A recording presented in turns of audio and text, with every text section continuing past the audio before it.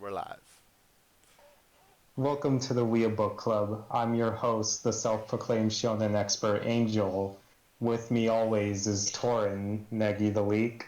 Yeah, the other one is missing as he does not wish to continue a great series. Yeah, Mage didn't want to read anymore Negima, which is fine. But this episode, I was about to say week, but it's been Three way more than weeks. a week because life scheduling conflicts. But this episode, we're covering chapters 26 through 71 of Negima by Ken Akamatsu, published by Kodansha in the Weekly Shonen magazine. So, Yeah.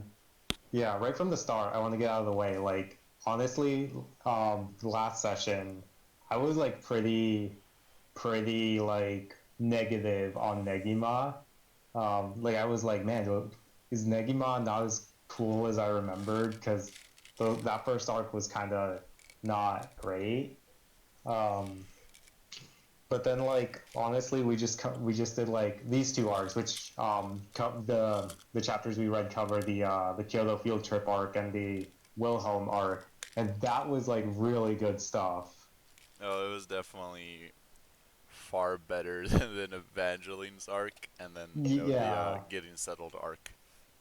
I call it the getting settled arc. It's not much of an arc, but it's just him getting settled the into the some. introduction arc is like typically what that's called because it's like it's the introduction to the world and series. Yeah, But yeah, like that was but like this is like such an improvement. I feel like even the like harem shenanigans are like better. Like I found it's myself laughing a bit more. Ken was able to. After 3 volumes is typically when I think authors go with all out on their shit. So Hmm. he was able to trick his fucking publisher to be like, "Oh look, it's just harem with some battle. Now here's the real battles." Yeah, now we get like actual battles with like much more Flow, meaningful stakes this time. as well And as like a greater flow. yeah. So we should like explain what like the Kyoto field trip arc. So this one is like pretty self-explanatory. They're going on the field trip to Kyoto, the class and Negi, and they're going because They're going Negi because Negi. Negi wanted to investigate because Nagi, the Thousand Master, used to live there for a bit, so he really wanted to go and investigate there. Yeah, he wants to And go see his so old man's house.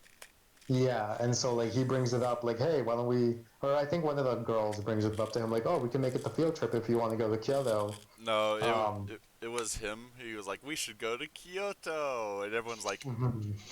Normally we'd go somewhere more exotic like Hawaii, but since you want to go, Mr. Negi, yeah, Yeah, um, but yeah, and so like he takes it up with the headmaster too, and the headmaster's like, okay, you can go to Kyoto, but so this is where we learned that world there's building. tension. We get a little bit of world building again, and we learn about the tension between the two um, factions of mages in Japan. The The Kavu, Kansai, the Kansai uh, um, Magic Association, was to that what it was? yeah, the Kansai Magic Association to the And east. yeah, and then the West, which was it Kanto? Yeah, I think it's Yeah, the west. I'm looking at the thing.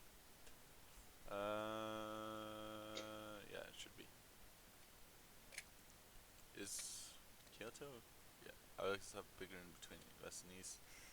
Yeah, to the west. They're the Kansai are the west, while the Kanto is the east. oh okay. Oh yeah, and we But yeah, find we, out we that Koneka is a descendant wizard who doesn't know she has the power. yeah, we don't learn that for quite a bit, but yeah.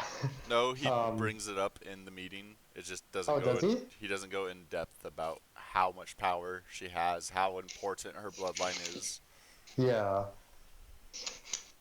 And then we also get a bit of information about the Pacto cards, which were brought up in Volume 3, but never really got any explanation till now.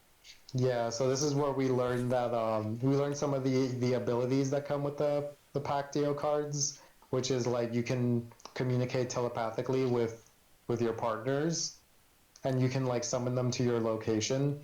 Not to mention And the partner themselves can use it to summon a weapon, as we will yes, later they find they out. all get their unique battle manga power.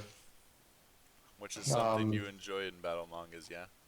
yeah, I like it when they all have different powers, pretty much. It's always cool to see different things. I think I think the some of the ones I think we only really see two people's this arc, right? Is Yeah, Asuna's and Nodaka's. yeah, Nodoka's, which we'll get into that as well. In this first chapter, we also find out that making an improper pact, such as kissing on the forehead or the cheek, will create Hmm. a kind of chibi card Yeah. that comes with a little funny art, and it's basically a way weaker version of a Hmm. Pactio card, which I thought was just really funny to add. And Hmm. Yeah, that was really cute. the first chapter is just dedicated to Konica trying to get one because they're going more in depth about the cards, and there's not much besides Hmm. that to note about the chapter itself. Hmm. What's the next chapter? The next chapter, Konica and Negi go out on what appears to be a date when they're actually shopping for Asuna's birthday gift.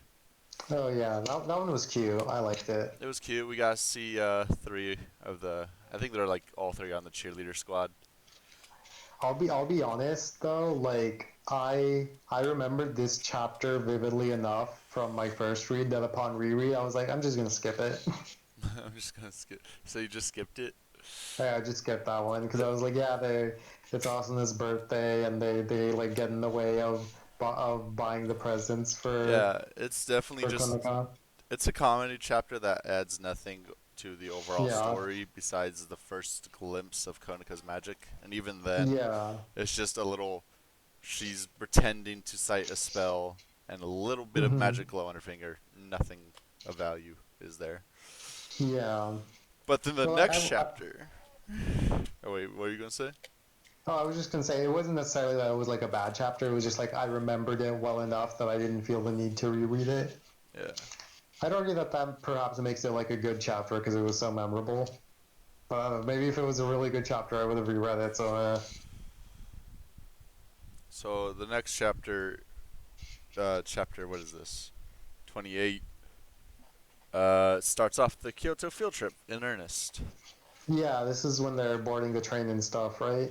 Yep, and then we finally get a look at who will become another main character for the group itself.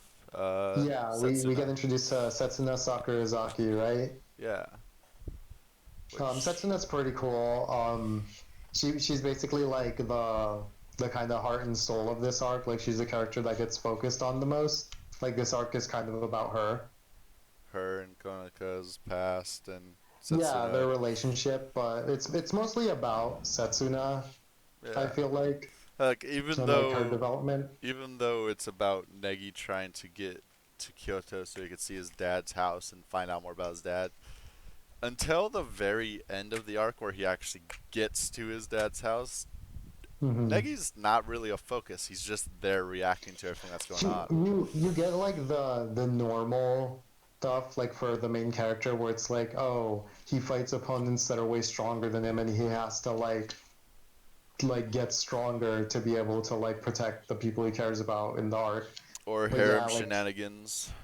or the harem shenanigans is um but Trademark. yeah, like the main like focus of this arc is basically Setsuna. So while on the train, we meet Setsuna. We see all the classmates split up into various groups. Yeah, and they all like hang out and stuff. We uh, we get our first taste of magic from Japan in the East, which is the Mhm. origami magic, which I forget the exact name of. Yeah, I don't remember the name either, but I know what you're talking about. I think it's like Onmyo Magic, because they're like Yeah, Onmyojis. Yeah, and it, there's this little attack by a sparrow and a bunch of frogs. Yeah, a bunch of frogs like start attacking all the students to cause like a distraction so that the sparrow can catch the letter from Negi, Yeah, and the sparrow ends up managing to steal it. But Setsuna thankfully is able to stop the sparrow and like kind of lectures Negi about it and is like, hey, you aren't you shouldn't supposed to drop like, something so important. yeah, Uh, kind of showing that like Setsuna is like a serious kind of um, like business like by the books kind of character. she's all Like she's business, or at least that's yeah, who she tries to be. yeah. And And it's also meant to like add, I guess, suspicion to her because like in that moment, like um, the Ermine is like, oh, it's um, suspicious how the sparrow went towards her. yeah, he, Never mind the fact um, that she cut it in half and then handed the fucking letter back. But he's not very intelligent. yeah, yeah. But and then what happens next? Like, Then we get some fun goofiness around in Kyoto. They're at the several of the shrines. One of them is the it's really important Kyoto shrine, the one with the waterfall. mm-hmm. Do you remember the name of that one? No, I don't. I don't know my Kyoto shrines. I'm sorry. I only know my Kanto shrines. Come on, Kyoto's like the best place. I've never been. I'm sorry. Neither have I. It's just I would thought I would have remembered the name of the shrine by now. The Kyoto arc in Blue Exorcist is pretty good too. I don't want to hear about it. Oh, okay. Like, uh, but in here we also see some that they're definitely being sabotaged by people. They straight up pumped a keg full of sake into the oh yeah, into the waterfall. little waterfall, right? Yeah, everyone's trying to get a cup of love juice, and then Mm-hmm. most of the class becomes drunk. Yeah, and then like they get in trouble for it and stuff. hmm Uh, then later at the hotel, while everyone's resting, Negi, he tries to Mm-hmm. take a bath, and only for Setsuna to come in, take her own, and we get the classic, "Oh no, they must have got the timetables wrong" trope, Mm-hmm. where Setsuna then proceeds to break a rock in half after hearing Negi make a noise, and then grab him by the neck and junk. Yeah. What is it that she says? Like, sorry, they trained me to aim for the weak points or whatever. Yeah, he's like crying about it. He's like, "Oh, she grabbed me." Her response is, "No, I was just in my line of work, it's common practice to go for the most vulnerable spot." I'm so sorry, Sensei. Which is just Yeah, that was hilarious. pretty funny. It's hilarious, and it would be mostly effective against a normal male anyway. Mm-hmm. To just only squeeze our fucking nuts till we surrender. Yeah. And then Konaka's under attack again, and this time we actually get to see. Wait, do we get to see, or is it just the monkeys? The monkeys being perverts We do stealing the eventually pandas. see her, like, Negi like gets soon face after. full of girl again, this time without protection. Mm-hmm. Setsuna cuts up the monkeys. Still. Oh, we then find out Setsuna's and Konaka's backstory. Mm-hmm. How they Oh basically yeah, live that together. like they were friends growing up, and then like one time, is that when we found out about the drowning thing or no? Yeah. Yeah, so basically like Konoka like was drowning in a river, and Setsuna tried to save her, but she didn't know how to swim, I guess, and so she like was drowning too. And so from then on, she vowed to be the kind of person that could always be there to help Konoka. It's not much related to the manga itself, but I remember watching a Negima abridged, and I Mm-hmm. want to say that Setsuna in that was acting like she was Batman, Oh, trying to protect Setsuna Konoka from afar. And basically that's Mm-hmm. what she's trying to do. She's trying to protect her from far, not to be too close, and just focus on her training. Mm-hmm. Um, so do you want to go?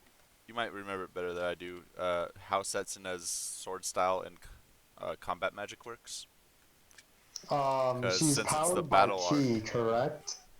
uh, Like, well, no, that part I know is correct. Is that like she uses ki, which is from like her. She was trained in it in her swordsman school.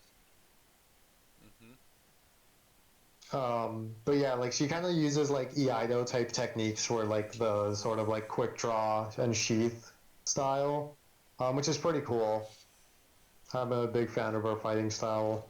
Usually a fan of the samurai type characters like Zoro from One Piece and stuff. Yeah. Let's see. She's from the Kyoto Shime school. Yeah. Shinmei. Uh, and they're typically used to protect Japanese wizards, who Mm-hmm. also summon their own demons from talismans. Yeah, so the interesting thing also is that like the swordsmen don't partner with the on Myojis. Um, they they're just like hired by them, but they're like the partners for the Japanese mages are actually like their summoned demon familiars Yeah, which shows more differences between magic from the East in Asia and and the Japan and magic from and the the West. Occidental mages as they're called from England and stuff. You know, every time I read that, I was like reading it and I could not think of how I would pronounce that. I was like, how do I I thought say it was that? just Occidental, I don't know. like Occidental. Yeah, it might be. After that, they end up coming under attack for reals this time by the monkey wizard Mm-hmm. girl, who I don't remember the name of. Me neither. She's kind of a weak villain, to be honest. I guess she's not meant to be the main villain, even though she is. What? Like, it's clear. She's Hmm? definitely used more for, hey, here's some more interesting characters who are working for her at the moment. Yeah, like her three under. They're not really her underlings, because they work with her, I guess. Yeah, they're But just people they're she like way got. more interesting than her. Her biggest interest, most interesting aspect is the fact that she at some point dressed in a monkey suit, and that's about it. Though then I guess trying to um, summon a giant evil demon, which I yeah. love to talk about that scene later. But yeah, like this is the first time like they encounter her. And so like they kind of just like they struggle with her for a bit and then they beat her. This fight's kind of weak. It's definitely the weakest one in the arc. Because whatever, it's the first encounter, I guess. But it also kind of makes the villain feel like much weaker because it's like, oh well, they kind of beat them, no problem. I They think is this. I, Hmm? I think they're even able to. And it kind of sucks as a trope. It will beat her so easily because they, for one, want to show off the powers that a Pataro card gives to the partner, Mm-hmm. as well as the fact that like, she had no idea that they were even capable of that stuff, so she wasn't even trying. This is when we like finally realize though that like Asuda has the power to negate magic, right? Like during this Yeah, fight. I think this is the one that definitely. That's something I was thinking about earlier. Is that we slowly uncover how much neglect she does, and Mm-hmm. then it's just full on apparent that she can neglect magic that's tossed at Yeah. her. I think that's even more shown in like she's able to one tap demons and shit, Mm-hmm. but then she's also able to withstand getting oh, she unsummons them with her fan. When she whacks them, she unsummons Yeah. demons. Yeah. And then she also is resistant to the stone magic, the petrification that ends up happening Yeah. later. So at this point, through up to volume 8, we still have no explanation of how Austin was able to do that. But I want to say I like the progression of it. At Mm-hmm. first, she resistant to Negi's mind magic to Yeah. rewrite her memories, which we just assume he screwed up the translation on. He must have Yeah. done it wrong, and it caused her panties and everything to explode. And then after that, she's resistant to the love potion. Okay, we just Hmm. assume that she has no interest in Negi whatsoever, and that he screwed up the potion. And then she punches Evangeline through her magic barriers. And then the shit that goes on in Kyoto. So there's a upscale Yeah, like there's of it. a like they don't just tell you right away like, oh wow, You're just she can negate resilient to magic. magic. You They show it progressively. like like everyone kind of starts to realize it slowly, pretty much. It's pretty neat. I appreciate that. That like Alright. And then Setsuna gets to fight a girl from the same school as her. And they manage to push back the enemy after hmm. after the monkey girl proceeds to piss everybody off by slapping Konika's butt. Yeah.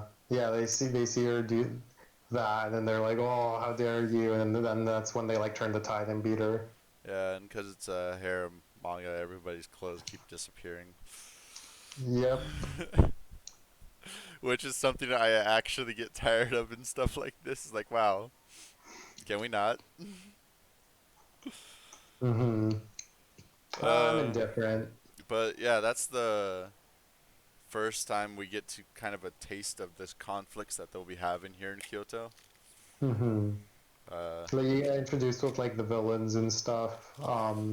It's neat. It sets up what's going on. It's good enough. I think it's like the start is like the weakest part of the arc, but it's still fine. Like it's still enjoyable. yeah. Uh, well, I'm not interested at all in the monkey girl, even when she actually starts enacting her plans. I'm just like, wow, I don't care. Moving on. The swordsman that she gets to fight for her, she seems pretty interesting. A bit ditzy, but I think she's like a fun character. I don't think she's particularly interesting. the the interest in her comes from the fact that she just really wants to fight Setsuna. Yeah. She's like almost obsessed with Setsuna after this. Mm-hmm. Well, I thought it was implied that she was already obsessed with her. Yeah, But yeah, she's a really fun character. A decent enough foil to Setsuna, since Setsuna's like really serious and stuff. And so like the villain that she has to fight is a lot more playful and like irreverent to like the people around her, and like with like whatever Setsuna cares about, she just cares about like fighting with Setsuna, yeah. which is fun. The next chapter next part, we gotta deal with Nodika's in love with Negi. Hmm. Ken really likes to draw the pose of where a girl is sitting on his character and he's looking up their skirt or lack thereof skirt. I think there's another thing Ken really likes to draw, but I'll bring that up later. Alright, because I think this is the fifth time he's done it in Negima, and like Hmm. two or three of them are with Notica herself. Hmm. She's able to confess her love, which good for you, girl. You go. He has Hmm. no idea how to process the information, and Hmm. you know, having to deal with Kyoto wizards, having wanting to go to his dad's house, responsibility of dealing with the letter. Konika's under attack. Girl confesses love to him. It's just so much. And next chapter is kind of about how his brain's overloading, Hmm. and we get actually introduced to another character, quote unquote, because we're introduced to all of them, but there's no focus. What was her name? The photography girl, Oh God, I don't Kasumi remember her name. Asakura of the newspaper club. Hmm. And she gets hired by the other students to investigate what's wrong with Negi, and immediately figures out part of it's the fact that Noda could confess his love to him. and then Hmm. discovers that he's a wizard. You're a wizard, Harry. Yeah, she learns about the wizarding world. Don't ever do that again. Why Um, not? I want to get. What literal fans we have will be mad at me. Harry Potter sucks. Harry Potter does suck. Couldn't even finish the first book, and every time I tried to watch the first movie, I fell asleep. Anyway, I have reasons why I can't even enjoy that shit anymore, but I'm not gonna go into that here. But if it wasn't for those, derail the podcast. Time to discuss why Harry Potter sucks. No. the writer, she's a bitch, and if she wants to change important things about her characters besides just adding small little details, should go back and rewrite her shit, because that's the only way I Hey, if accept you that. want Dumbledore, hey, Dumbledore's gay, but God forbid he hold hands with his lover in the movie where they're in it together. Am I right? I haven't watched it because I don't care. I didn't watch it either, but that's just what I heard. Anyway, for some reason, Kasumi has the wig and glasses of one of her teachers. I forget her name, but Negi's assistant teacher that kind Hmm. of helps guide Negi. Which I wonder what's up with that. Why does she have those? And I the only think she just had a pair of glasses. Wait, maybe it might or what are you talking? she might also stole the wig from Chisame. Hmm. And the only reason Negi's actually able to tell the difference is her boobs are smaller than the teacher's. That was pretty good. But the point of this is all Negi ends up not so much Negi, but the Ermin. Oh, what's his name? I'm blanking on his name right now. Chamomile. Chamomile is able to broker a deal with Kasumi to, you help me get more pact cards, I will pay you some of the money I earn. Because Yeah, apparently he earns money for each pact card he manages to establish. 10,000 Ermine dollars or whatever. I wonder what's the currency convergence. I think, don't they say it? Maybe I'm wrong. Maybe that's wrong. They might say it, but I'm not going to dig just so we have that little It's not detail. worth it. Anything with chamomile is not worth it.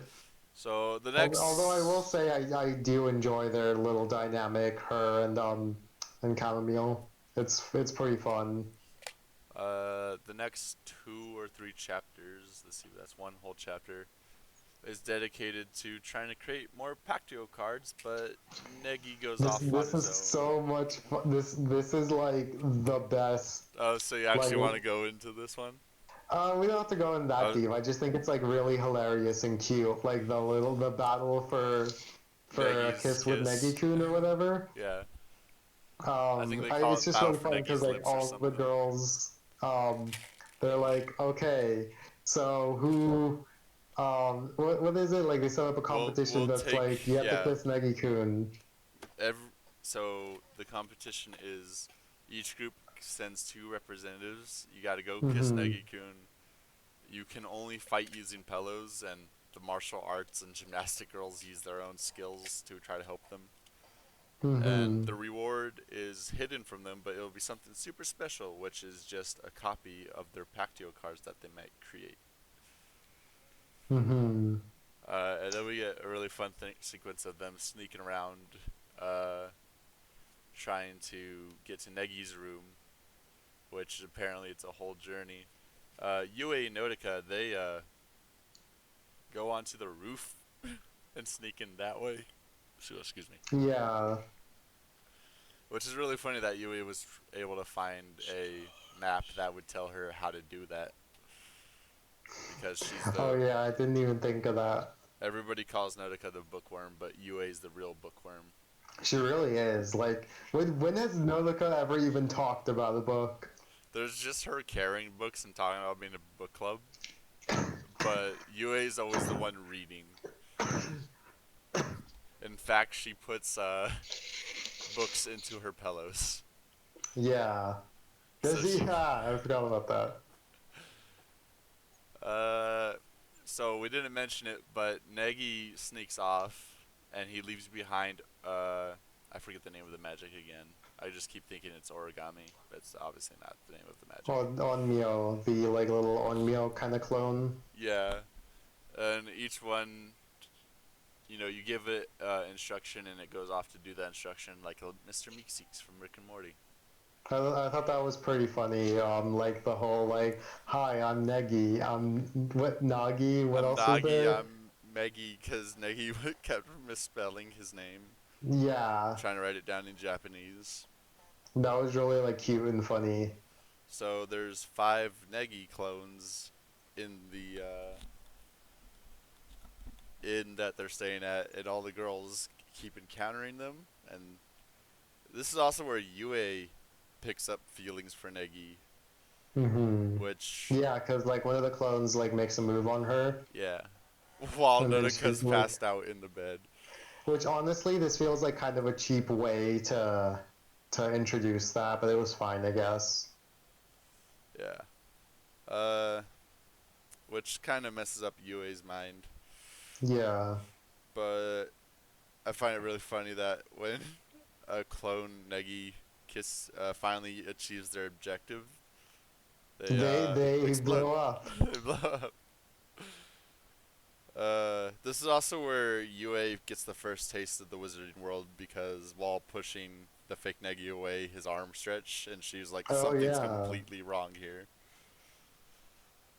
So what is she? She's the God. How many girls have discovered it by now? Like straight up figured out it is something is wrong. So you first had Asuna, then you had Evangeline doesn't count. There's Shimaru because they already in that world. I guess Setsuna, but even then she already knows that type of stuff. Kaide would be the second one hmm. to figure it out because she didn't know wizards actually existed. And then I guess Yue. Not that many Well, people. like This is she where a doesn't lot figure of it people. out yet, though. She knows something's up. Yeah. Not even Notica is thinking anything's wrong at this point. And then Notica wins by Yue tripping her into Negi's mouth, and we get to see her little Pacto card, which is a bunch of books. Yeah. With, and everybody gets in trouble and has to sit in the lobby in Saiza. Which is like on their knees, I guess. Yeah, which I thought was the normal way they sit anyway, but I guess in that one pose for a really long time, it's gotta suck. Yeah.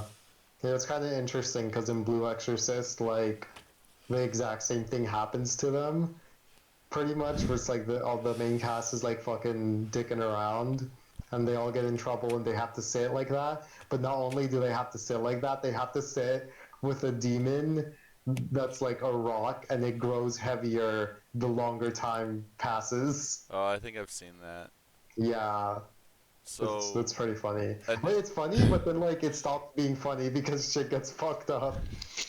An interesting thing to note is that each Negi clone kiss actually created a botched Pacto card, Yeah, and then they which, get some money. yeah, so he gets a little bit of money, but it actually cost him money for failures. Hmm. I didn't know about that one. One of the things I want to note about the botched and the true official cards is the botched have little dumb chibi, uh, well, I say dumb, but they're cute, but kind of goofy chibi drawings on them. And the Hmm. numbers on them are regular numbers, while the official ones are, they have full-on artwork of the girl that's on them, as well as Roman numerals instead of regular numbers, which I thought was an Hmm. interesting design. Let's see here. Several panty shots as girls summon their weapons. Aha! Notika's thing allows her to see into the minds of people she thinks about. Really powerful. It really is powerful. And it could come with some neat little art there. I wonder if it. Oh wait, hey, there's a little explanation on this page I didn't see before. Yeah, did you? Oh, you didn't read that? I didn't read that. I just saw the image of Negi and Notika kissing and her thinking about it, and I moved on. I didn't see that. This book can read the surface of people's thoughts. Standard ranges of effectiveness. 5 pass. What's a passu? I don't Passus. know. It's probably just feet or meters. call the target's name and open the book, the book spirits will record the target's surface consciousness in the form of pictures and words, language code to be determined by the user. If the book is opened without calling a target's name, the surface thoughts of the user will be recorded. The book will be more effective when used after asking the target specific questions. World Pactio Association Collection Number. This book is a masterpiece created by the Black Magic Mage Sancho in the year. Huh. So it's a pre-made artifact, hey? That's That interesting. seems to be the implication, yeah. I thought all these artifacts were like created specialty, but if it's coming from like a collection of available artifacts, that's actually really interesting. I wonder if that'll get explained later. Maybe in theory that could mean that multiple people have a similar or the same artifact, which I Hmm. don't think we'd encounter within the class itself. But if he was ever to face a Western wizard, that'd be interesting.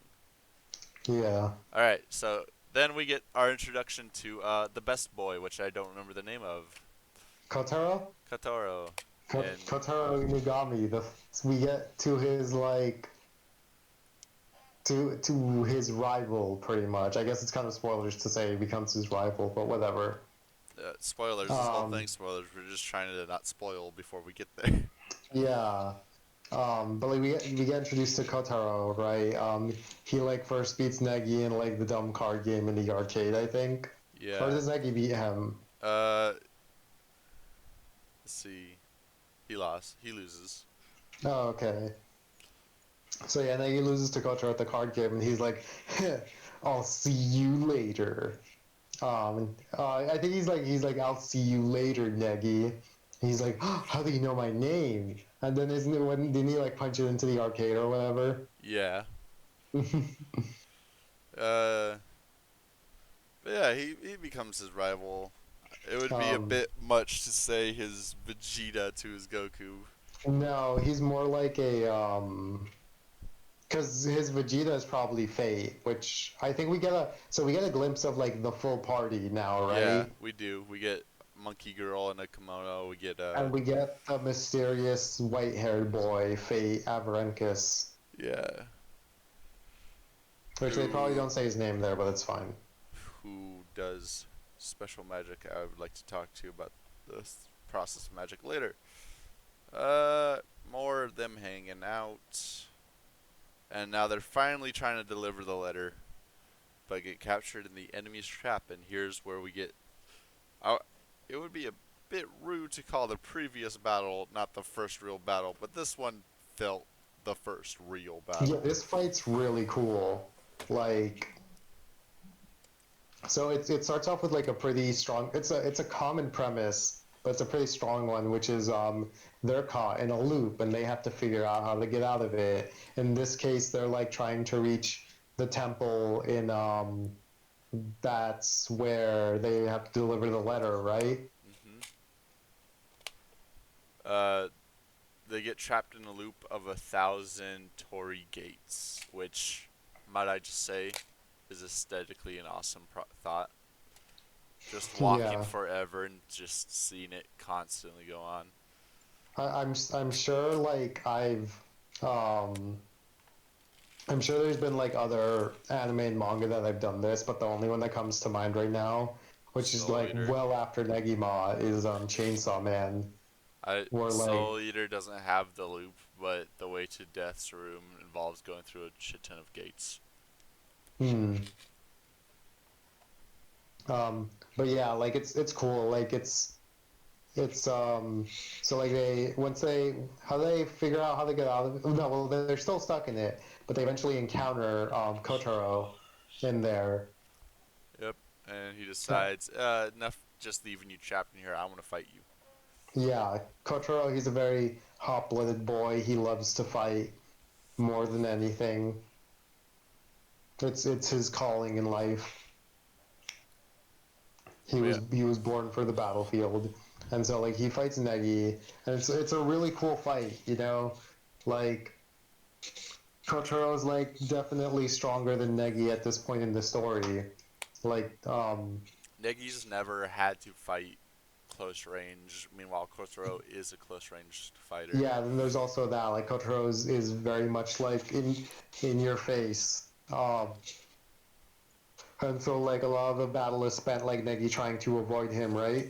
Yeah, him trying to avoid him while uh, one thing to bring up is, of course, Asuna being Negi's partner is trying to be the shield Yeah, the to. the Vanguard pretty much. But Kotaro doesn't like fighting girls. He will Yeah, if you keep pestering him, but he refuses to go all out against them. yeah, which is like kind of which is actually like if you kind of like look at a lot of battle manga, you might think this is just how it's gonna be, but it actually seems to like become a part of his character arc is learning to respect like female fighters because like there are female fighters that are like stronger than him in the series that we just get introduced in this arc alone. One of which being uh, Kaide. Kaide's just Yeah. stronger than him. And she even calls him out later. You're not going all out against me, but you'd probably still Hmm. lose. We forgot to mention, but Nodoka also wandered into the trap, and she gets really enamored with watching the fight through her book instead of watching the fight for real. Oh yeah, because she Which, thinks it's like a manga. which is really funny. Um, oh yeah, we also forgot to mention it's shown that he's a wolf boy. He has little wolf ears. He's a Hmm. werewolf, if I remember correctly. Yeah, he's a. If you couldn't tell by his name, he's a little dog boy. Yeah.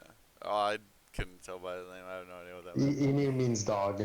Ah, I think Gami. God, what the fuck is Gami? Um, but yeah, I know Inu means dog. then the others run away. Oh, and Inugami is a guardian dog spirit. So like Kotaro Inugami. So like his last name is just like what he is. Yeah, Yeah, I think Gami means like guardian spirit because there's shit like Shikigami and whatnot, and like Shinigami. I think it's just spirit. every time the girls Yeah. summon their artifact, there's just a panty shot. Is there? I never Yeah, noticed. because I'm going through it so I can keep track of it. I keep seeing Hmm. every time they summon their weapon as a panty shot, and while it's not necessarily a bad thing, when I'm focusing on cool fights, it's just like, wow, not necessary. That's what we get for reading a harem battle manga. Yeah. Uh, let's see. He crashes into Nodoka, gets a face full of panties, and then she decides, I'm going to help stop this guy. Hmm. Yeah, and so like this is how like the whole time like Negi more or less struggles against the fight with Kotaro and he can't really like truly turn the tables against him. And so what it ends up taking for them to win that fight is Nolika's artifact, which like they use to read Kotaro's mind and like respond to the attack he plans to make next. Yeah. Not Which is a pretty clever way for him to win the fight. not to mention, as the fight continues, Negi is coming up with new techniques to use, Yeah. such as using his lightning spell to power his fist, punch Hmm. punch his opponent, and then call down thunder on him, which is a really awesome move. Yeah, that one's pretty cool. Then he goes full furry. Yeah, so he goes into like his super mode, which is like him going into like a full dog spirit, Yeah. And which then is and then which kind of looks lame. I'm not gonna lie. it does it doesn't look great. It looks like bad Sonic OC. Yeah, like Contro's design is such a home run, and then you see that, and you're like, oh no. Oh no, I hope they don't do that often. I don't Uh, think they do, thankfully. I think he does it like one other time, and like I think he does it one time during the tournament, and that's it. yeah, tournament arcs. Uh, and then we're able to win because in order for you to fight somebody, you kind of end up having surface thoughts about from which direction you're going to be attacking them. Mm-hmm. And then she asks him, "How do we escape the barrier?" And of course, he He's like, thinks bro, why about would I ever how tell he's you? like, "Why would I ever tell you that the barrier is that weakness Yeah. is right here in his mind?" And it's like, "Oh, wait a minute, she could read my mind." Yeah, which is really cute and funny. Just little bit of outsmarting the boy. Yeah, but I mean, like, he's really dumb, so he's easy to outsmart. He's a meathead. Yeah, His only which is tactics is fighting. which is what makes him the best character. Kotaro really carries this series. I'm exaggerating, obviously, but I like uh, Kotaro quite a bit. so yeah, we spent 3 chapters fighting Kotaro, and then we get to go to Setsuna and Konoka facing off against the one other sword fighter. Who, let's see, I'm still not sure if they ever said her name. I kind of like this. Don't get me wrong, this fight is really cool, and I like what it does for Setsuna's character. But God, I really fucking hate the no homo shit with Konoka and Setsuna. Like, just like I get it, it's a harem manga, and every woman's gotta be on the table. What do you mean no homo? Well, like I guess because like Setsuna's like, no, that's not what it is. Oh, that's not so much no homo. That's her being embarrassed about the fact. It's so obvious I don't homo. know. I feel like it's kind of the author trying to like no homo it. If you haven't noticed, it's only Setsuna who keeps pushing it off. Konika's all for it. Yeah, but like It I just don't believe that they'll like actually be together or anything. I I definitely don't hope for the whole. Oh, he's so cool. I want him. Yeah, the cool part though is that like oh god, what's the chapter is called my is it my girlfriend or is it my boyfriend's in the same Shinsengumi or my bodyguard? What is it? Uh, my bodyguard is in the Shinsansumi. Shinsengumi, yeah. Do you know what the Shinsengumi is? Nope. It's like it was like an old kind of Japanese samurai police force of sorts. Oh, so it's about how Setsuna, because they're in Yeah, a little how she Hollywood-like square. yeah, and how she dresses up as like the samurai, which Yep. is really fun. And of course, Konoka dresses up as like a Ojo-sama, like a beautiful princess of sorts. Yep. But Uh, this fight and stuff is really good. There's a lot of comedic effects because I mean, there's because like everyone's like, oh, okay, so you and Konoka are like that, huh, Setsuna? Um, a bit of misunderstanding comedy. yeah. Um, One of my favorite forms of comedy is where people misunderstand. I Uh, mean, and then Setsuna takes a giant demon's arrow to the chest because the demon followed his orders to the letter, and saw that she moved, so she shot her. yeah, It's like, why did you do that? You told me if she moved. yeah, That's why that order is never good. She gets hit in the shoulder by a pretty big arrow, but Konoka catches her, floats down, and heals her, which is how the first real showing of her magic. yeah. It's like, oh, She look, like, she really is magical. It's not just some little small thing. She's able to heal life-threatening wounds. mm-hmm. That concludes volume 4 and 5. We're on 6 now. So Where they she's like she already like beats the swordsman or no? She fights her, but the battle is interrupted by the monkey girl. Oh, okay. And then we get to see in the next chapter, they finally get to their destination. It took them, what, 2, 3 days to finally get to the shrine. Mm-hmm. And it turns out the leader of the mages of the east or the west is Konika's own father, Mm-hmm. which makes me I forget why they bothered with Oh, yeah. The whole getting the letter to like, oh, we should be friendly to each other was really Hmm. just his own father, who was the leader of the other mage association, saying, "Get your people under control." Well, not his father, his father-in-law. Uh, get your people under control. Stop being such a hassle. Like, come over for some tea and shit. Basically, Hmm. just him making fun of him. It was the letter. Yeah. Um, but yeah, they finally get to the shrine and they're like, um, and so like they rest and relax and like kind of gather themselves like, and they're like, oh, we finally did it, right? But then you remember, like, wait a minute, what was up with that other mysterious little boy that was in the ensemble shot? Yeah. Before we talk about him, uh, there Start. is the another thing where this is again. It's not about homophobia. I feel like Hmm. it's just Setsuna does not want to admit to everybody that she has feelings for Konika.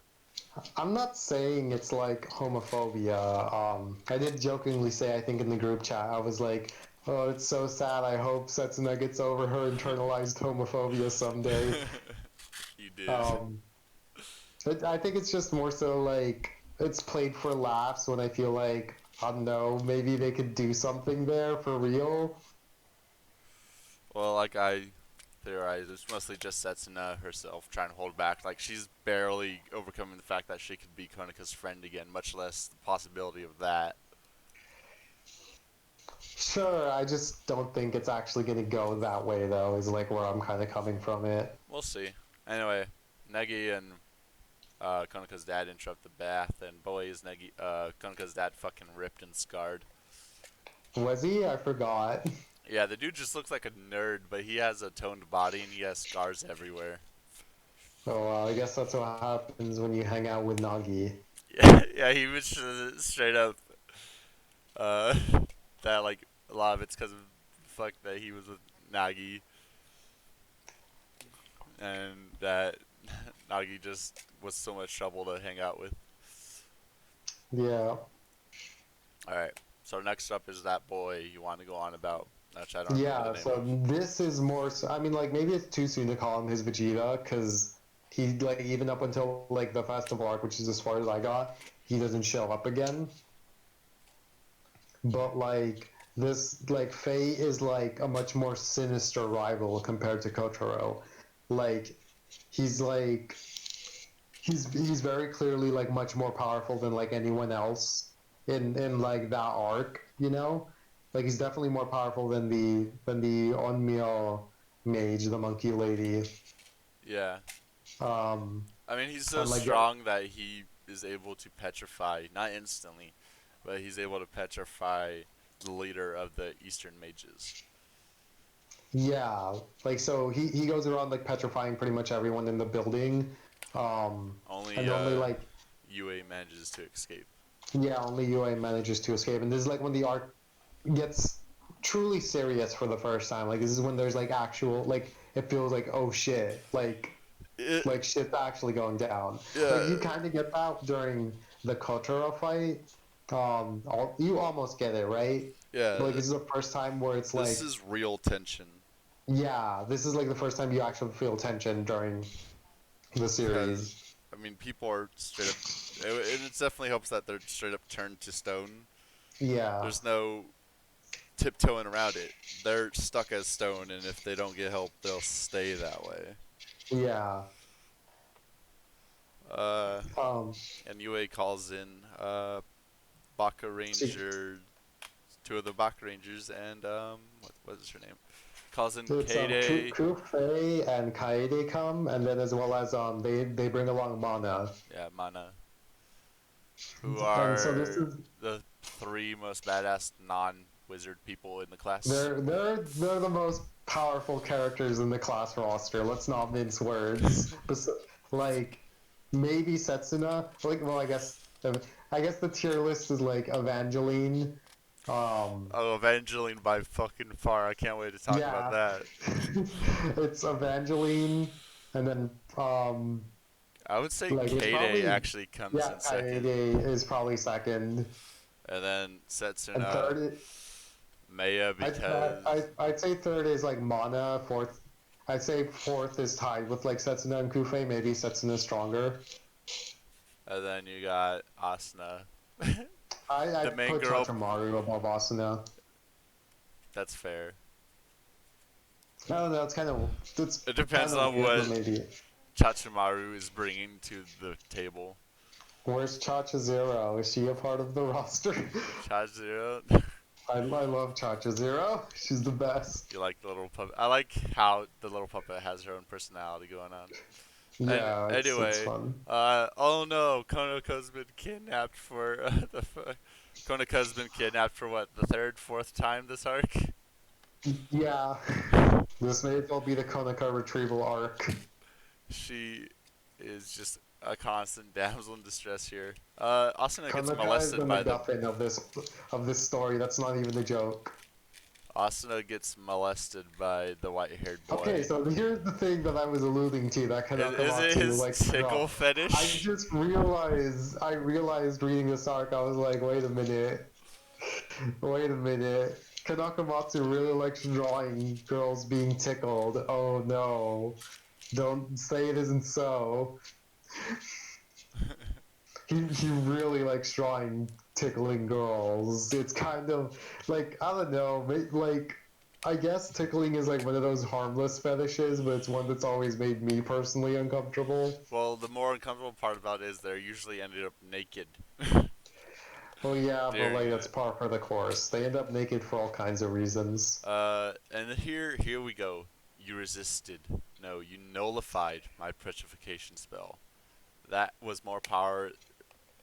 That was more than the power of your artifact. How did you do it? And she has no fucking clue. Yeah, So because Asuna doesn't know yet. her ability to nullify magic used against her is really powerful. Hmm. Well, I mean, it always is. You know, we got a little Asta from Black Clover going on. So one thing I want to mention, because this guy's spells, it would appear that depending on the language you use, could actually affect the spell, and also like older spells. So Hmm. normally, Evangeline and Negi would be speaking Latin when they cast their spells, which I think it's Latin Hmm. anyway. But here we get that Greek is actually a more powerful form of spellcasting, Hmm. which is interesting. I wonder if it's simply the Greek spell is more powerful or just older and doesn't have a proper Latin translation. It kind of makes sense that like the spells that like Negi knows are like a bit weaker since he had to like go out of his way to learn them. I believe he But only yeah, learned 9 spells before he came to Japan.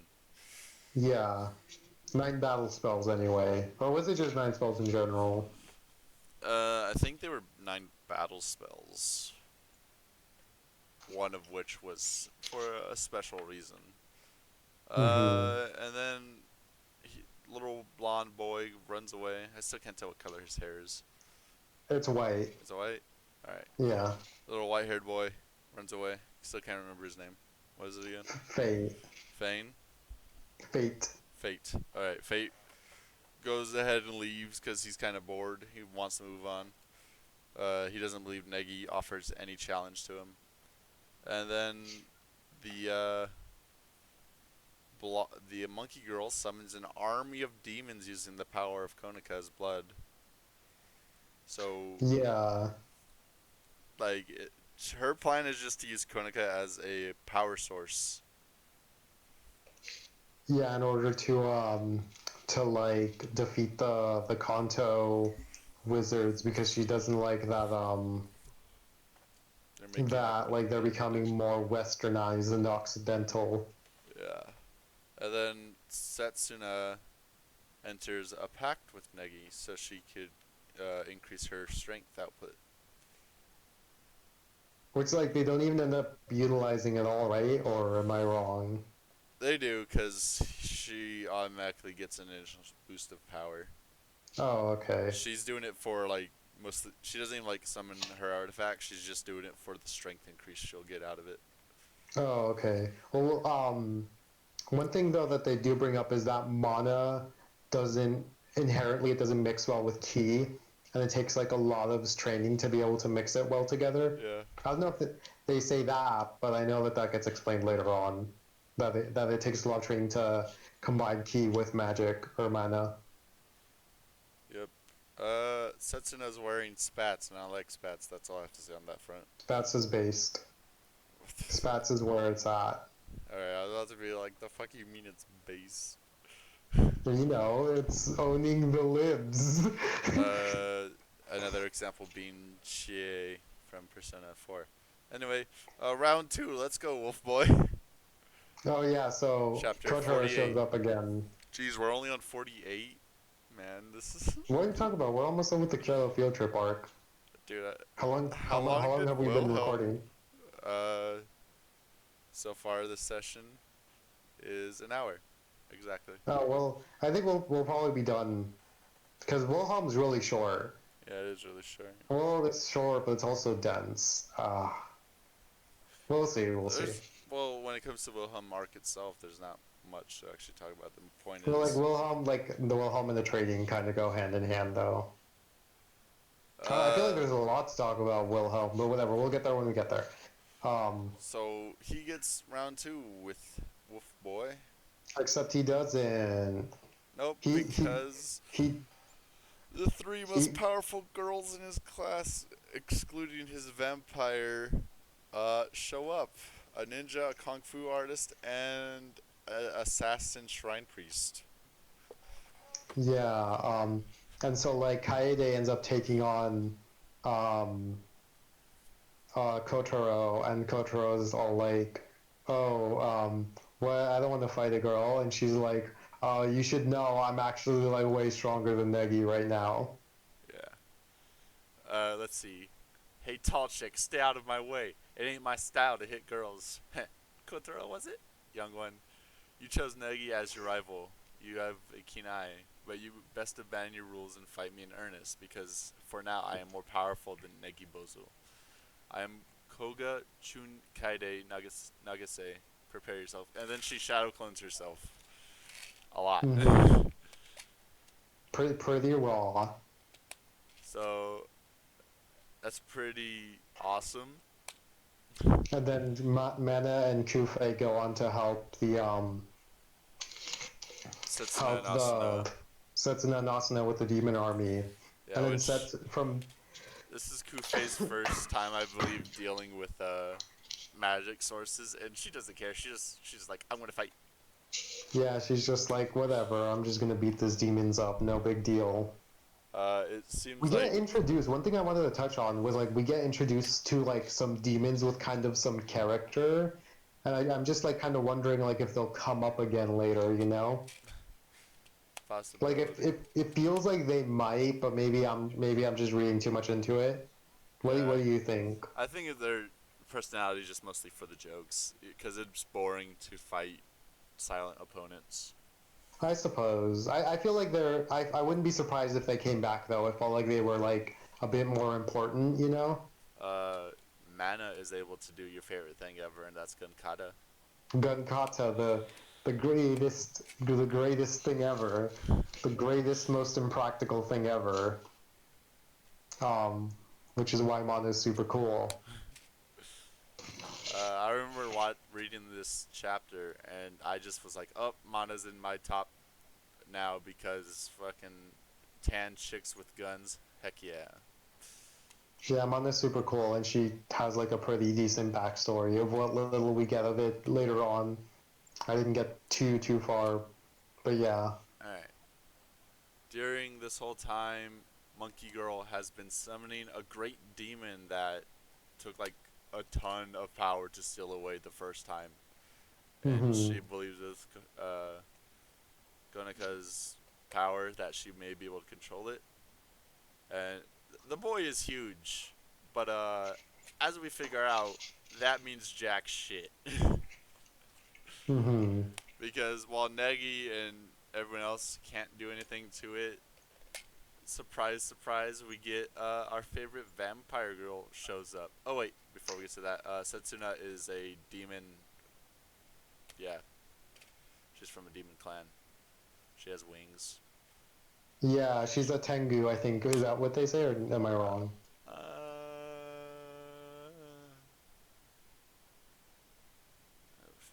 We kept it secret for now. She thinks she has to say goodbye and it'll make everybody sad and thinks she's ugly. But they don't say what kind of demon she is. I'm looking for. I don't think they say it when she initially shows it off. It's probably an after effect. One thing I kind of want to say, like, is that it's kind of weird, like, how similar, now that I think about it, this arc is to the Kyoto Impure King arc of Blue Exorcist. I mean, it's not that similar, but it's also like, it's just like, oh, they both go to Kyoto and they both fight a demon that's been sealed away that was super fucking powerful and shit. And I'm like, huh. The Blue Exorcist happens like well after though. It's like in 2011. The monkey girl's name is Chigusa. Chigusa. Yeah.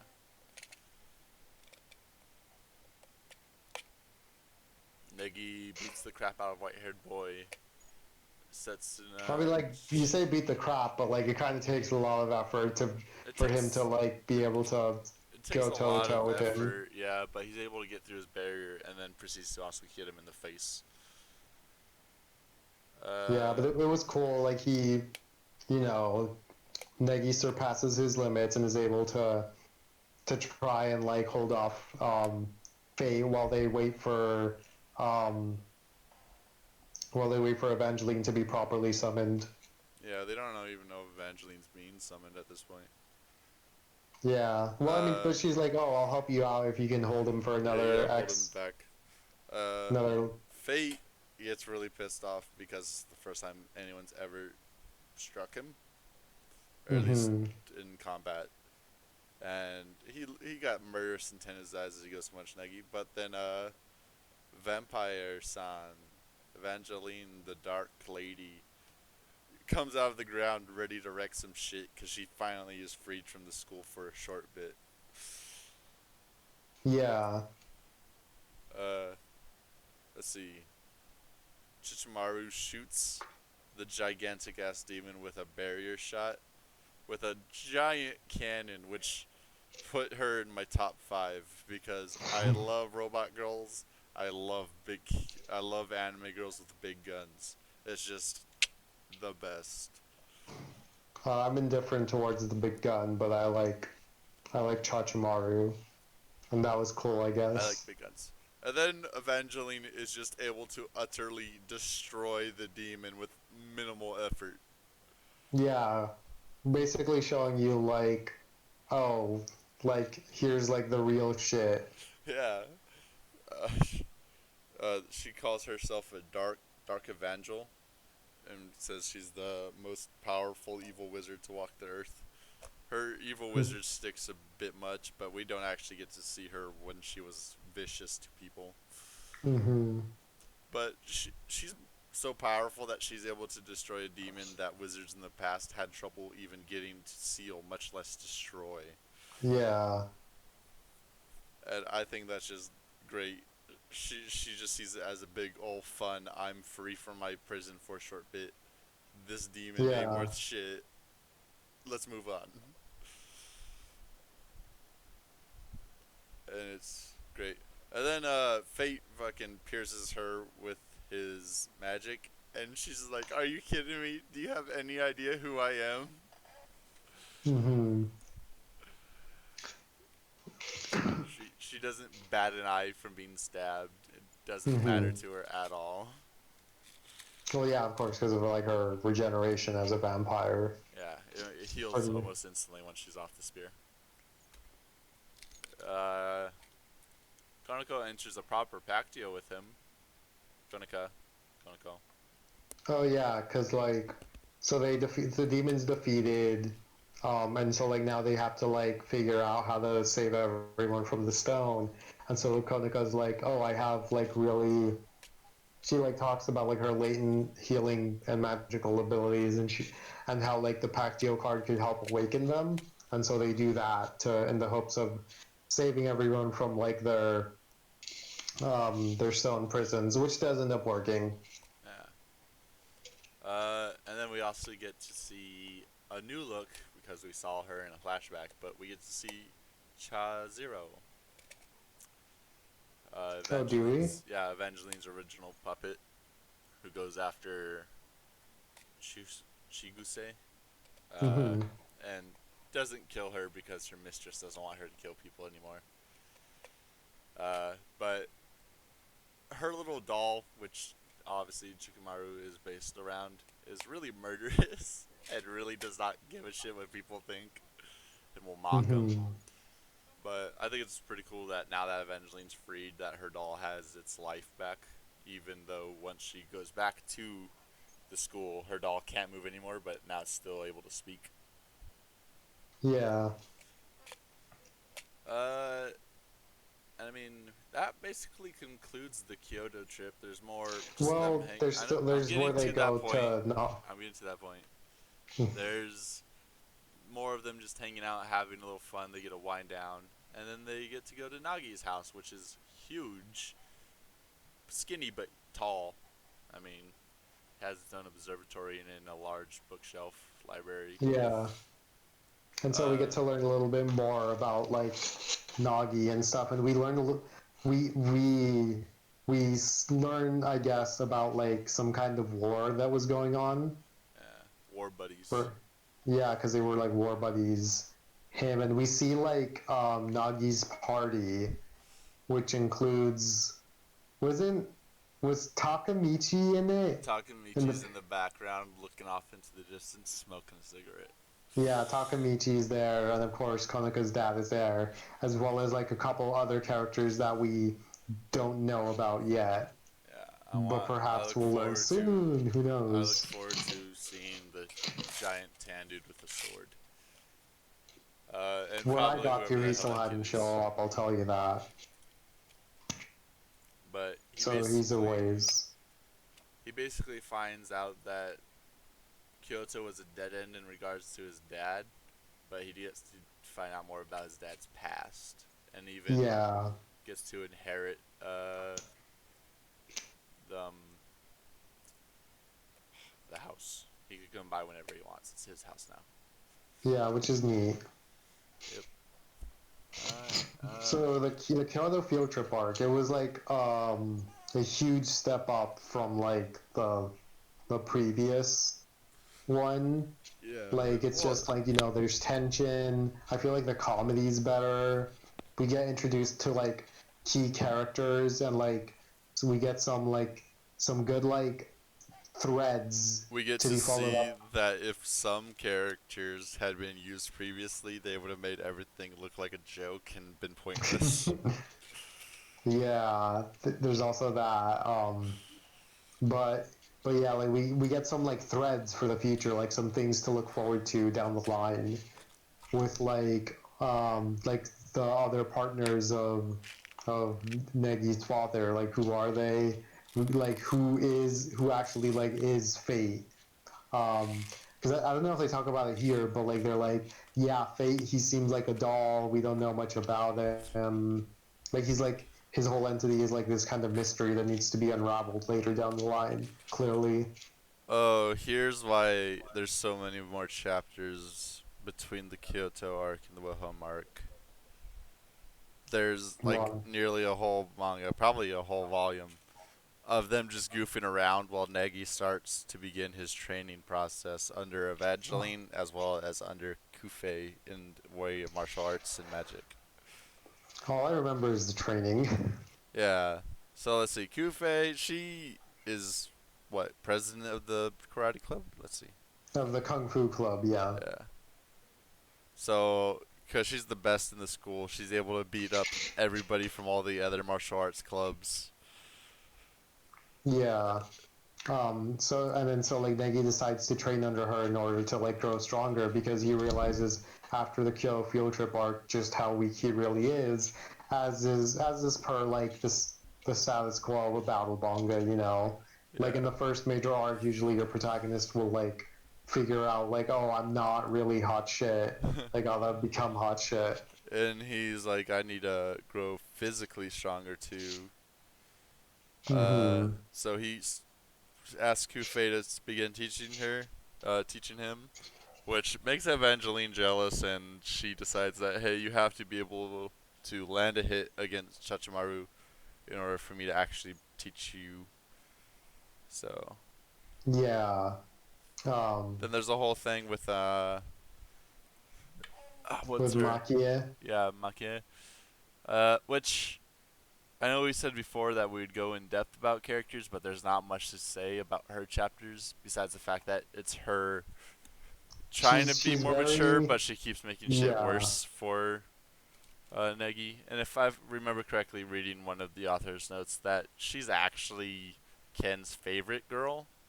She's also the most, and if you read in the like extras, she won the popularity poll. I think like twice in a row. Yeah, it's because of her real bubbly personality. I don't get it, but I don't get it I either. I never do. I never like I fucking hate popularity polls. Like come on, Megumi was the best girl in Food Wars. She fucking carried that shit. What do you mean she like wasn't even top three ever? But that's besides the point. That's like a whole other thing. Maybe I should make you read Food Wars I so you can don't be want to upset read. with me. I don't want to read food orgasms. It's really good up until like chapter 200. Oh, I also want to just point out before we move on from Akia, she's the one who sexually harasses Negi the most. Yeah, but like, don't Uh, worry about it. I don't worry about it. I'm just saying it's a thing. So Negi Um, fights Shichimaru, and after getting his shit absolutely wrecked, ends up managing to finally be able to land a single blow against her. yeah, it was pretty cool. Um, The and I'll so never like, give up. yeah, the I'll never give up shonen thing. Very Naruto. Very Gone Freaks in the Hunter exam. Uh, After that, the next thing to note is that there seems to be a secret to the Thousand Master underneath the library, but Hmm. it's guarded by Yue and Notika to go with Negi, and it's guarded by a dragon. Yeah, and so like they're like, well, we can't be the dragon at our power level. Yeah, so that's a future side quest that they'll have to undertake. There's like another little thread to be explored down the line. Which it's pretty good. I like when stories It's set up good. future It's threads. it's important to set up your future threads in your battle manga. It's what makes One Piece so good. There's like a billion of them. Uh, so Evangeline begins training him in earnest, and then we get a version of the hyperbolic time chamber. Yeah, your Well, favorite. before we get to that, Negi's given the choice whether or not he should focus on just magic and well balanced spells, or be an arcane fighter, or in this case called a magic swordsman. Which I mean, come on, who doesn't Hmm. want to be an arcane warrior? When I when I Yeah, play mage in Dragon Age, I always go arcane warrior route because I want to wear armor and use swords while casting magic. I just like the sword, please. But yeah, You just want the sword. I Someone just who's want the always sword. on about. Fuck Oh magic. yeah, I forget you actually hate magic. Yeah, the only Black Clover is the best magic manga because the main character doesn't have magic. He just has a really big sword. And then there's several chapters, or at least like two or three, where Asuna and Negi are fighting with each other. Oh, this is the worst part of like the shit that we read. This was like actually terrible. Uh, and the Tell me it Chad, wasn't terrible. it was terrible. And then the Chad Takamichi shows up for the first time in a long time, Oh yeah, and he just only shows for up to like Asuna to be embarrass the summoned Sasuna. naked. Yeah, he's just there for embarrassment. Which, man, you tell me that his character's so cool, but so far all that he's been used for. In the next arc, you'll see. You'll finally see. Uh, but they definitely spend way too long. I feel like keep it to a single chapter. I don't even like. They should have just cut this plot thread altogether. It was like, because it They was just like they have this misunderstanding, and in doing so, they have a falling out, and then so it's like they don't talk to each other, but then they eventually talk to each other, and then it's like the purpose of it is so that Negi has a reason to unveil his past to Asuna. But I don't know. Couldn't he have just done that? Like, did we really need this terrible, terrible, it just. it lasts 3 chapters. You're a liar. I swear it No, was like 10. dude, I've been scrolling through it. The problem is why it feels even longer is it's the only focus of those chapters. There's nothing else going on. Oh man, like I was just reading that and I was like, can this be over already? Anyway, then we get the hyperbolic time chamber, which is a little jar thing. Little, I don't know what to call it. It's kind of like a ship in a bottle, except it's like a Yeah, building in a bottle. Like it's a diorama. yeah, that's what word I was looking for. It's a diorama, little island in a bottle that you teleported into. You're shrunk down, and a day in there is like only a few hours in real life. You'll be I outside. think it's like 30 minutes now, or maybe I'm I think wrong. I don't it's know. longer than 30 minutes. Negi's been tired all the time because after school he goes to train here for a whole day and then Evangeline sucks his blood. Yeah. Uh, this resort was designed to be used in 24 increments. You won't be leaving a whole day. You can spend a day here and only an hour will pass outside. But then you have to like wait 24 days to be able to come back in.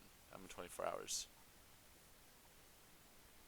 Yeah, which is like you don't like hyperbolic time chambers, right? I don't because I understand their usage. I understand why they're actually a good thing. They're contrived. They're the most contrived thing in the universe. But I like, understand it's an easy way out to mhm. quickly advance a character's power level, and I understand that all. That's why I hate them, though. I want real training arcs, not them just being stuck in some time wime thing. I don't think it like matters. I think it's just the Listen, I like, think the main reason I hate shit like that is because of Dragon Ball Z. It's just the whole yeah. every time they used it in Dragon Ball Z, I was just rolling my eyes like, ugh, really?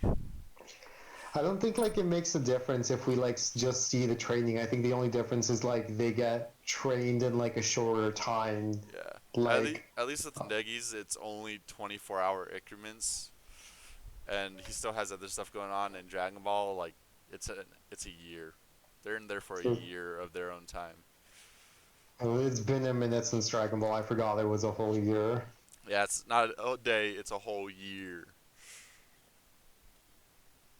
Uh, this is also a way for them to age Negi twice as fast than normal, I cause don't know if he's. they're intending to do that, No, but I'm I saying guess like so. they could They make they him mention grow it, but I slightly more think mature faster. that was like a gag because Anyway, like the girls are like, you don't want to spend time in here because you'll still age. yeah. And then, oh looky, he's back. In the real world, there's a new guest in the girls' dorms. Is this when Kotaro shows up again? Yeah, Kotaro shows up naked. Okay, well, one thing I wanted to mention was like, I don't know, maybe he wasn't learning it yet, but like Negi was trying to learn like the finishing move that his dad used to use. Yeah. I don't think he was Um, trying to learn that one specifically here. I'm pretty sure he was, no, because it like he starts learning it just before Wilhelm shows up, and this is about the time where Wilhelm's gonna show up. Oh, I guess we should just go ahead and mention it so we can move on with the actual events. Oh, wait, no, we'll have to return because talk about Negi's past. Yeah, so Shit. we get Negi's sad anime backstory, you know, like you get a flashback and he's sitting all by himself on the swing, and like all the villagers of Konoha are mocking him, and they're like, "What's up with that kid?" Yeah. Um, and then the parents are like, "Don't talk to him. There's something wrong with him." You know, and it's all very sad. And like Negi's like, "I too have experienced loneliness." So that's not what happens. I was waiting for you to like stop me or something. No, that's not what happens at all. Negi. So Negi's basically lives in a village that's full of his dad's old friends and stuff. They're all there to basically look after Negi. And Negi believes the stupid bullshit that Bella from Twilight believed. What? If I get hurt, my dad will show up. If I get hurt, fucking Edward will show up. Gotta hate Twilight. I didn't read Twilight or watch it at all, so I don't know about I that. I grew up liked with my that though. mother watching it. It was like really moving in the way a naive kid acts, and like you know the scene where like the like the 'cause it's not his sister, it's like his older cousin, right? It's yeah, someone at least that looked They after call her. her Nei-chan, which He is looks up to like, her as an older sister. hmm? He looks up to her as an older sister. Yeah, but like she's actually like her She cousin, so it's almost on the table, guys. so the town, yeah, wow. The town gets under attack by some summoned demons. Well, yeah, I wanted to touch on real quick the part where like, just kind of like the scene where like she's crying and she's like, "Promise me you'll never like try and hurt yourself like that ever again." Like I thought that was a pretty moving scene. Yeah, she's so worried about him. Yeah. We also get to see that she looks like a kinder blonde Asuna. Yeah. Is she blonde? She's blonde. Uh, Oh, I thought she just had the red hair too. I just nah, assumed.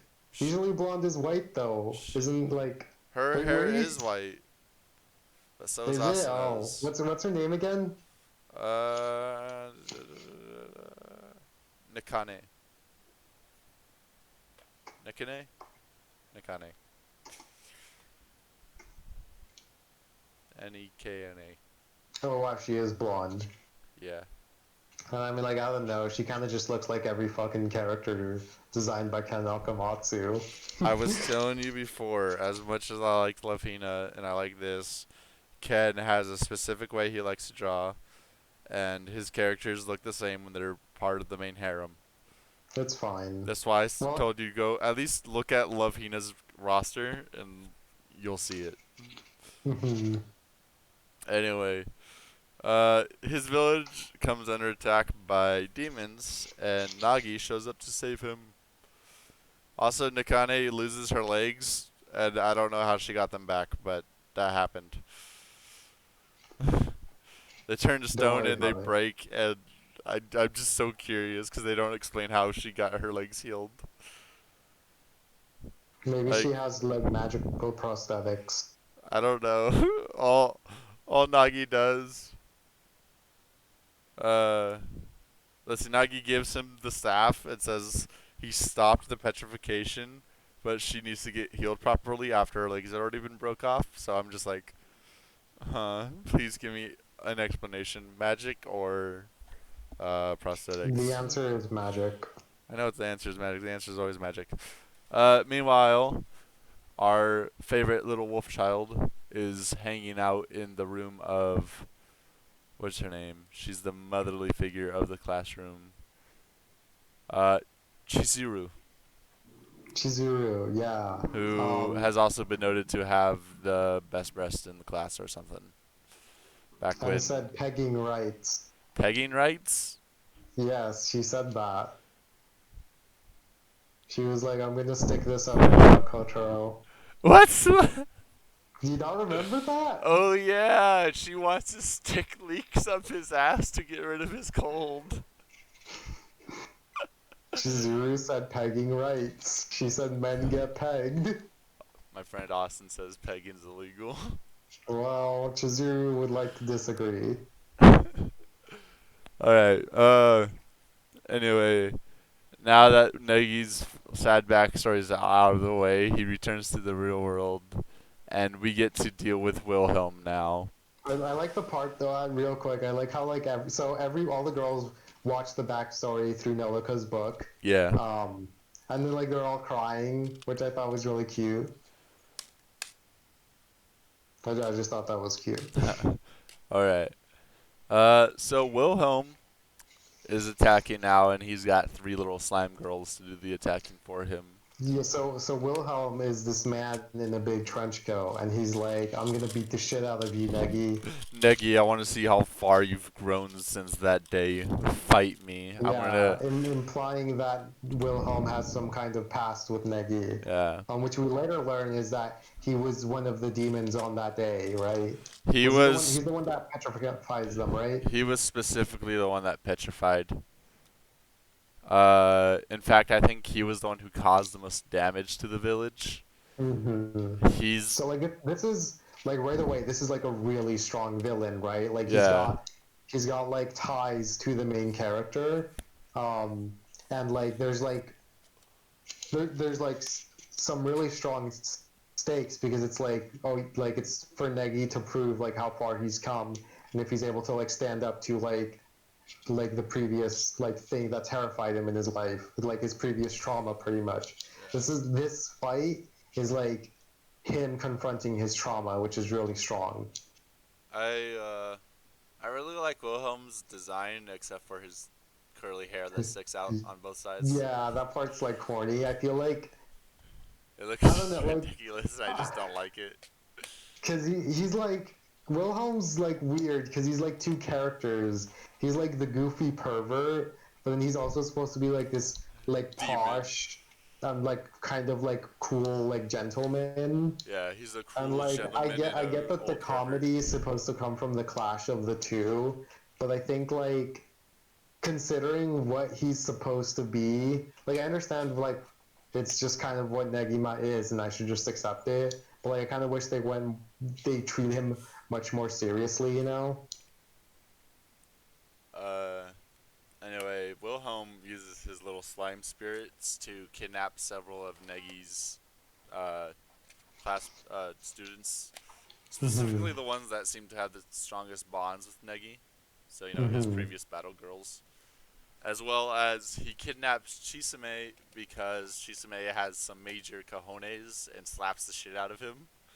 Oh, I totally forgot about that. So she's like, I'm going to take Chisame now too.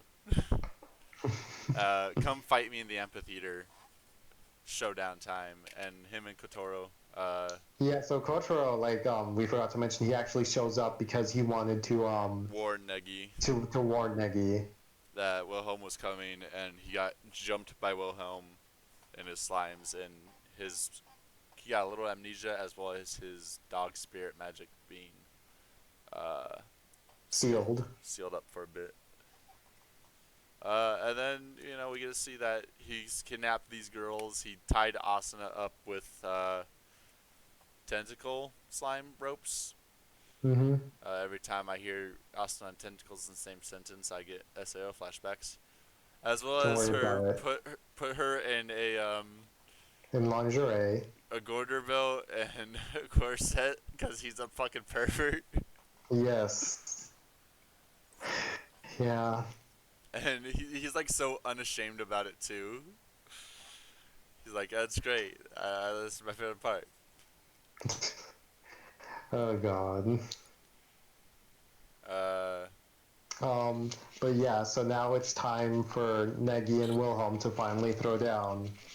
but first, before Negi could throw down Wilhelm, he's got to get past slime girls. Little tiny childs that Kotoro says doesn't count against his morals, though it kind of still stings a bit to do so.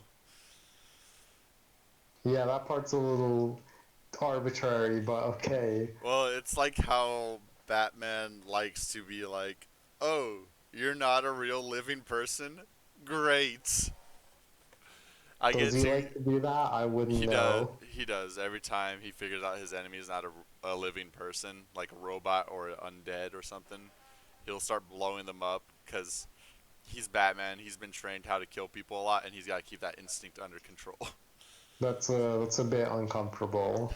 Uncomfortable I'm that not. sometimes that Batman might be able to just snap and just start killing people once he figures out that their lives don't matter. Yeah, Yeah, no fan of that one. yeah, it's true. I think like it was either in a bridge thing that was going on or an actual comic book where he realizes that one of his enemies is a zombie. So he turns to Hmm. Nightwing and goes, "Don't worry, they're not people." And Nightwing's like, "They're not people? Hell yeah, we get to kill them." Oh my god, that sounds like it would be in Lego Batman or something. I don't know. He also kills parademons. He has no qualms about that. Moving on.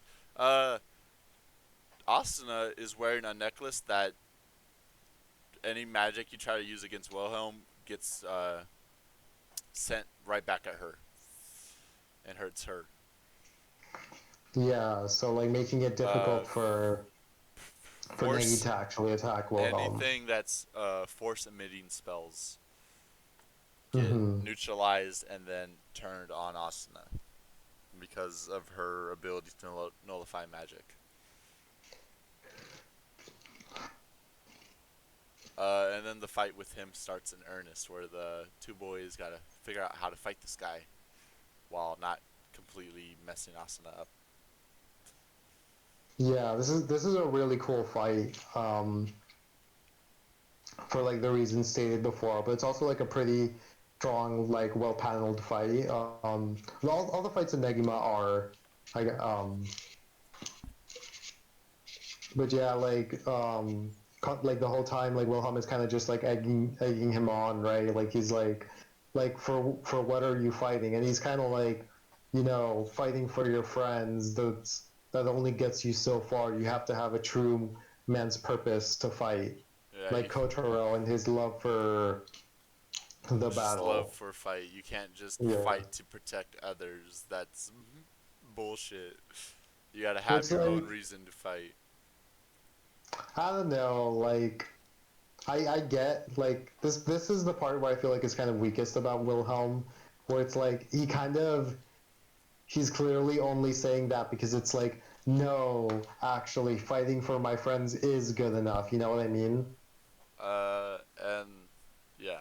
Anyway, after Wilhelm reveals that he's one of the few high-ranking demons summoned that day, so he like did the most destruction and even tried to kill Negi himself.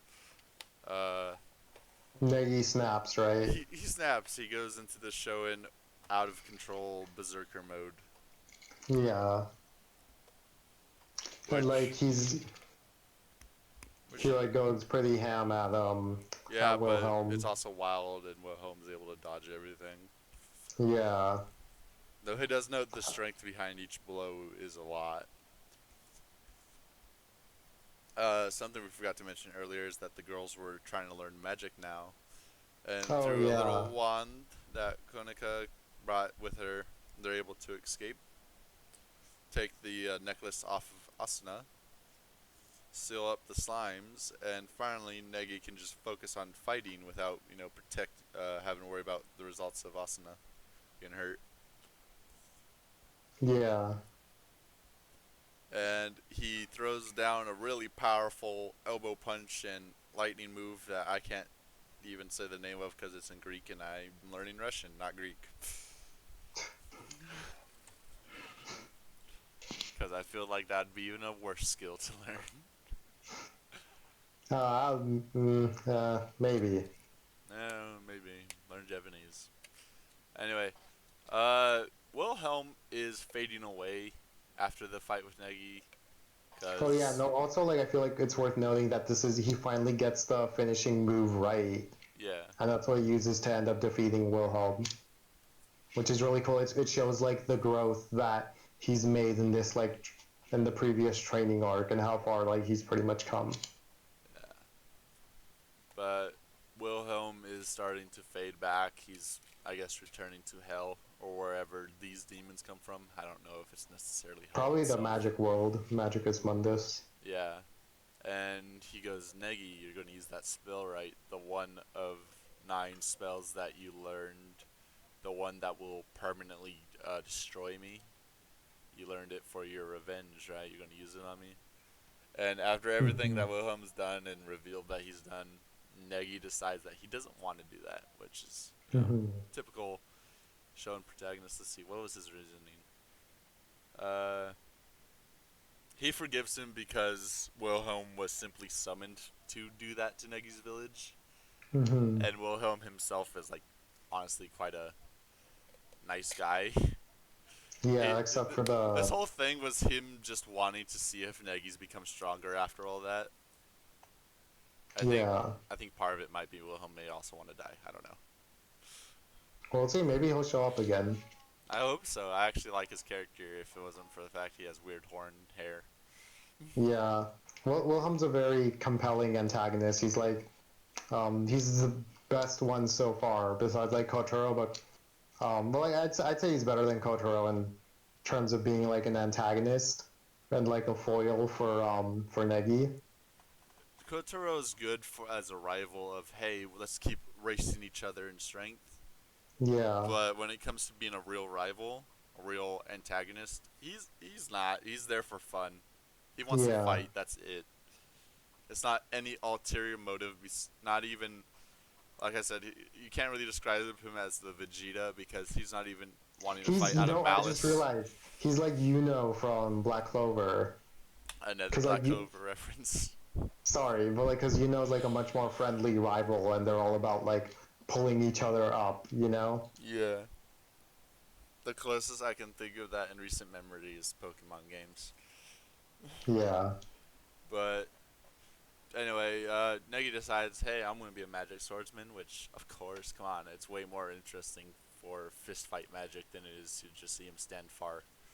And like it'll help out when like he has to one-on-one fight other people. Yeah. And that's the end of that.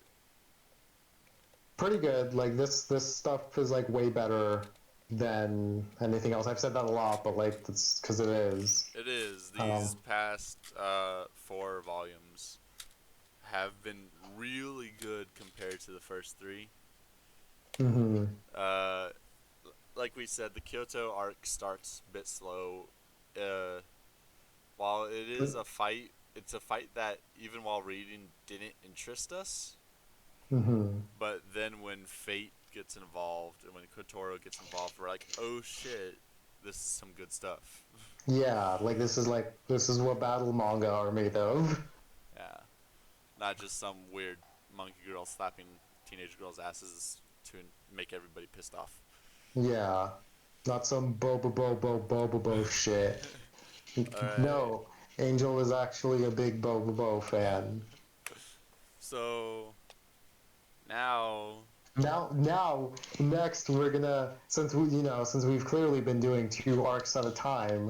Of oh course, we're god, going to do School Festival and the Magicus Mundus that sounds like a for the next lot. time. How much is that? How much is that? That's only the rest of the manga. It can't be the complete manga. That's only 290 chapters. What? Let's just hear what this was a little under 50 chapters. No, obviously we're only probably going to cover the festival arc from How here. many chapters is the festival arc? How many It's volumes? it's like 110. No, it's 100. It's 90. It's 90. That's a lot. That's not that much. It is, especially because while we say we're just going to cover the important stuff, we were really like going through it bit by bit because we got commentary everywhere. Yeah. Um.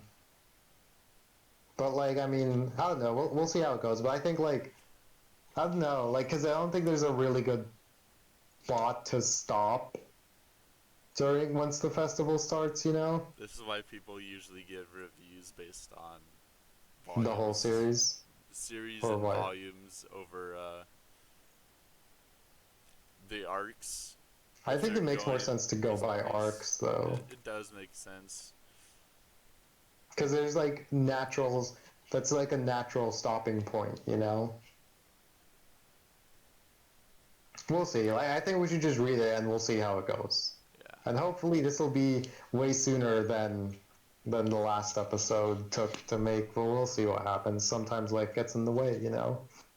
Yeah, And by we'll life I mean work and whatever. then any other life obligation we have. Well, we've been trying to do this for 3 weeks, and it's only because we're like, screw it, we'll do it after work instead of a day off. Yeah. Which All I guess right. it wasn't as bad as I was expecting, but it's still not great. But still, I like these two arcs. They're really respectable arcs in battle manga. Um, I give it 8 weebs out of 10. I give it I give it 7 out of 10 clovers, black clovers. I'm not gonna rate that. You should honestly like you if you're liking Negima and you like still look at parts of Naruto and you're like, hey, this was still pretty good. Naruto I think was you good. like yeah, if you still like Naruto, then you'll like Black Clover. Maybe I will. Maybe I might just try it. You should. I'm telling you like Black Clover is good. Asta's a good boy, although he's really annoying at the start, but you really come to grow and like him.